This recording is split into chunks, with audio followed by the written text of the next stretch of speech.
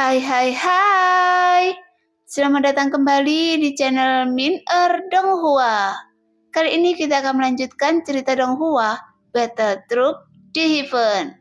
Nggak pakai lama lagi, langsung aja kita ke ceritanya. Check it out. Tepat ketika mendengar apa yang dikatakan Yetian, Xiuyan tersenyum pahit dan tidak dapat berkata-kata untuk beberapa saat. Menurut pendapat saya, sederhananya, ini adalah perhitungan, dan jika diperhatikan dengan hati-hati, itu masih tercela. Yetian mengeluh pada Xiuyan. Kemudian setelah dia selesai berbicara, awan ungu dan hitam segera menyapu dan langsung membungkus semua mayat di depannya ke dalam awan tersebut. Saya akan jalan-jalan di sini sebentar. Jangan lupakan saya ketika Anda bersiap untuk pergi. Segera di antara awan ungu dan hitam yang menderu-deru, hanya kata-kata Yetian yang tersisa, karena dia telah melarikan diri ke kejauhan. Mendengar itu, Xiuyan hanya memandang Yetian yang pergi, namun Xiuyan masih memiliki beberapa harapan di hatinya, bahwa Yetian benar-benar dapat menyempurnakan pasukan boneka iblis yang kuat. Sekarang kekuatan saya telah mencapai langkah ke-7 keabadian Kaisar, dan tubuh fisik saya telah mencapai tingkat dewa asli bintang 3.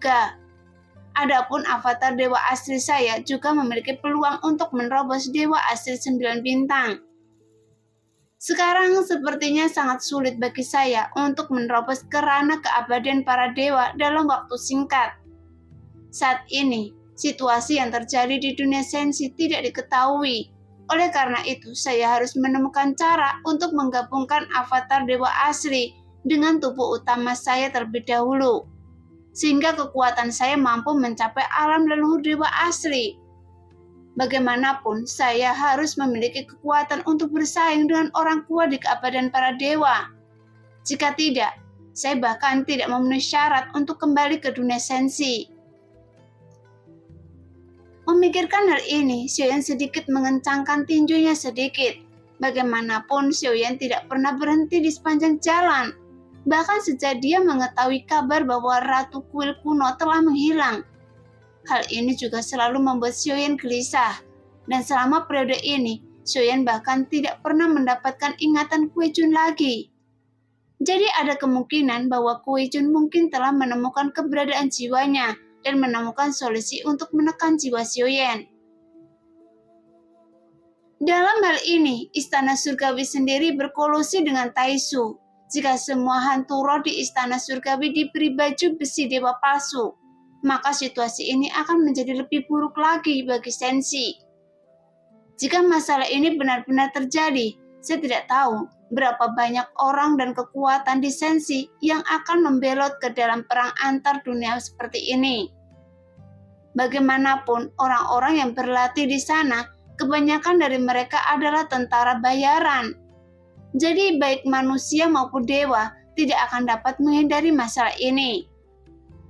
Terlebih lagi, mereka yang berada di bawah situasi hidup dan mati, dan mereka semua pasti akan memilih untuk menyelamatkan hidup mereka. Tapi tentu saja ada juga banyak kekuatan yang akan berkumpul bersama-sama untuk melawan musuh. Jadi ketika dunia berada dalam kesulitan, maka dunia juga membutuhkan pemimpin. Dan di masa lalu, orang yang memimpin dunia sensi adalah Yang Mulia. Setelah Yang Mulia jatuh, Ratu Kuil kuno lah yang menggantikannya. Tapi Ratu bukanlah Yang Mulia, jadi tentu saja mustahil untuk bisa mendapatkan bantuan dari banyak orang berkuasa di sensi. Karena bagaimanapun, sensi membutuhkan lebih dari sekedar pemimpin yang seperti Yang Mulia. Dalam situasi sekarang, yang lebih dibutuhkan adalah pemimpin spiritual yang dibawa oleh orang-orang yang paling berkuasa. Jika itu adalah perang sederhana, dengan kecerdasan Ratu tidak akan kalah dengan Yang Mulia. Karena perang ini bukan hanya tentang tata letak pengaturan, karena yang lebih penting adalah semangat yang diberikan oleh pemimpin. Hanya dengan cara ini, semua orang bisa bertarung lebih berani, dan hanya dengan begitu, semua orang bisa berjuang sampai akhir. Oleh karena itu, Ratu selalu menyembunyikan kekuatannya. Namun sebelum Xiuyan meninggalkan alam dewa kuno untuk terakhir kalinya, Itu karena perubahan situasi yang mengejutkan yang terjadi. Bahkan ketika Xion pertama kali mengetahui ada banyak orang kuat di antara mereka di samping, itu juga menyembunyikan oleh sang ratu. Dan ada banyak orang berkuasa. Jadi hal ini jelas dilakukan dengan sengaja oleh sang ratu untuk bertarung dan mundur. Karena bagaimanapun kartu truf mereka adalah Xiaoyan dan sang ratu juga mencoba menunda waktu untuk Xiaoyan untuk terus berkembang. Namun apa yang Xiaoyan tidak pernah bisa pahami adalah sebenarnya apa alasan dari reinkarnasi yang mulia? Apakah ini termasuk pertarungan antar dunia Senshi dan dunia Taishu? Sebelumnya, Xiaoyan bingung dalam masalah ini. Namun sekarang, setelah kekuatannya terus bertambah kuat, Xiaoyan juga semakin curiga. Karena kecil kemungkinan yang mulia bereinkarnasi hanya karena perang antar dunia. Jadi seharusnya ada alasan lain. Sebenarnya, apa yang direncanakan yang mulia dan Tuan Jahat? Jelas keduanya sangat kuat, tapi mengapa memilih reinkarnasi? Jelas masalah inilah yang selalu menjadi pertanyaan yang melekat di benak Xiaoyan, dan dia terus memiliki pertanyaan ini dalam pikirannya. Hanya saja bagaimana Xiaoyan bisa memahami pikiran kedua orang paling berkuasa itu.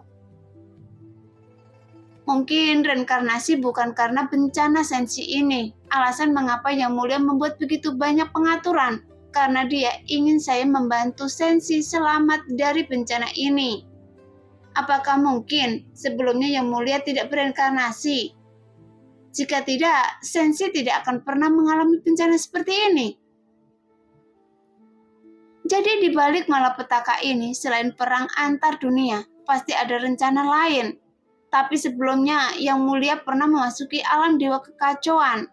Ini juga bisa menjadi salah satu alasan. Maka reinkarnasinya tidak sesederhana itu. Sekarang pikiran Xiaoyan terus bergerak dalam benaknya. Lagi pula dia hanya bisa terus mencoba mencari tahu apa maksud dari reinkarnasi Yang Mulia. Karena hanya dengan cara inilah Xiaoyan dapat mengetahui arti sebenarnya dari apa Yang Mulia lakukan. Setelah sekian lama saya datang ke dunia kuno Dewa Iblis Abadi, saya masih merasa tempat ini jelas berbeda dari dunia nyata Xuan Yin. Bahkan tempat ini lebih kacau daripada dunia nyata Xuan Yin di sini. Bagaimanapun di dunia ini terdapat ras campuran. Tetapi sekarang saya sudah berada di sini dan saya semakin penasaran dengan apa yang terjadi antara klan Dewa Asli dan klan Jimmy. Jadi tentu saja Xiaoyan ingin melihat apakah ada kemungkinan mengetahui identitasnya atau mengenalnya. Memikirkan hal ini, mata Xiaoyan sedikit menyipit. Karena ini adalah rencana selanjutnya. Selain Xiaoyan ingin meningkatkan kekuatan diri sendiri, Xiaoyan juga ingin melihat apakah dia bisa berteman baik dengan nomor 4. Hanya saja Xiaoyan juga tidak bisa menerima hobinya yang aneh. Tapi, jika Nona Yuyan benar-benar avatar dari nomor 4, dan karena nomor 4 juga memiliki avatar, mungkinkah sosok nomor 4 berasal dari klan Jimmy? Jelas dugaan Xiaoyan bukannya tidak berdasar. Lagi pula kecuali klan Jimmy, bahkan orang kuat lainnya juga dapat memiliki avatar.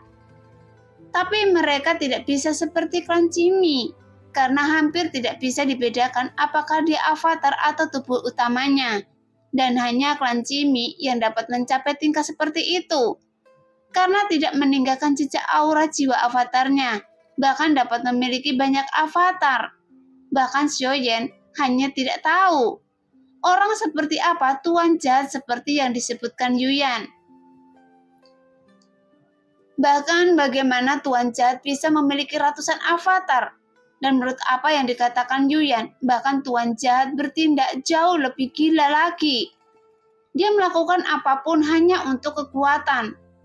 Tapi metode Tuan Jahat juga mungkin seperti metode Xiaoyan. Dia tidak sepenuhnya menyita tubuh ratusan avatar dan hanya memberikan kendali untuk sementara. Karena hanya itu yang masuk akal. Pada saat ini, Xiaoyan juga masih menantikan panggilan untuk memasuki alam dewa kekacauan lagi. Namun Suyu ini telah terdiam untuk waktu yang lama. Lagi pula dengan berbicara dan mengobrol dengan orang-orang yang lebih berkuasa ini, Xiuyan juga memperoleh informasi lebih lanjut. Hanya saja kekuatan Xiuyan sedikit masih lemah. Jadi sampai saat ini Xiuyan masih harus hati-hati dengan perkataannya, sehingga dia tidak membocorkan rahasianya sendiri.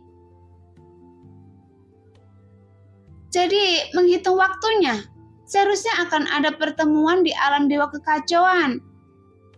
Xiuyan bergumam dalam hatinya, karena Xiuyan juga ingin melihat berapa lama Suqian Taiyi akan menarik semua orang, dan berapa lama dia bisa terus berpura-pura. Setelah nomor 1 memberitahukan identitasnya, Xiuyan juga telah memastikan bahwa nomor 6 berasal dari Taishu, jadi tidak perlu dikatakan lagi, karena tujuannya sudah jelas. Tapi karena Xiuyan tahu identitasnya, Xiuyan tidak memilih untuk mengusirnya dari pertemuan. Tapi Xiuyan juga harus memikirkan cara untuk menggunakannya. Kali ini setelah berkomunikasi dengan Yetian, sepertinya Yetian telah mengingatkan Xiuyan tentang banyak hal, bahwa banyak situasi yang buruk yang harus Xiuyan hadapi saat ini. Meskipun masih ada kebingungan di dalam hatinya, tapi setelah Xiuyan berpikir sebentar, Xiuyan perlahan mengangkat kepalanya, kemudian matanya memandang ke arah peti mati berwarna merah darah yang menyegel tubuh Yongdong di dalamnya. Namun ekspresi Xiuyan juga sedikit rumit. Jelas dia tahu bahwa keberadaan Yongdong juga tidak sederhana. Adapun untuk memurnikannya menjadi boneka, tentu saja itu hanyalah sebuah lelucon. Karena bagaimanapun Xiuyan belum segila itu. Karena Xiuyan belum bisa memastikan apakah Yongdong adalah teman atau musuh. Adapun keberadaan klan Cimi, meskipun Xiuyan telah menyinggung perasaannya sebelumnya, namun sebenarnya masih ada ruang untuk penembusan persaingan yang sangat kuat. Lagi pula, sekarang dunia sensi mengalami masalah secara internal dan eksternal. Jadi Xiuyan juga tidak ingin memprovokasi musuh sekuat itu. Karena sekarang, Xiuyan juga ingin berteman baik dengan orang-orang kuat dari klan Cimi. Karena dengan kemampuan klan Cimi, jika mereka bisa membantu dunia sensi, itu pasti akan menjadi salah satu kekuatan tempur yang sangat kuat. Nah, demikianlah cerita hari ini. Terima kasih yang sudah menonton video Min Earth sampai selesai. Sampai jumpa di video selanjutnya. Bye-bye.